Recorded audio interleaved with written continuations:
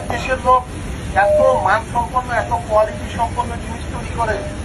মানে আমার কাছে অবাক লাগতেছিল যে এত সুন্দর কর্ম পরিবেশ, এত সুন্দর, আর শ্রমিকদের দক্ষতা কি এত বেশি। এবং আরেকটা কথা আমি বলি, আমি আজকে গল্পই করবো, আমি অন্য কোনো কিছু করবো না। পরবর্তীতে যখন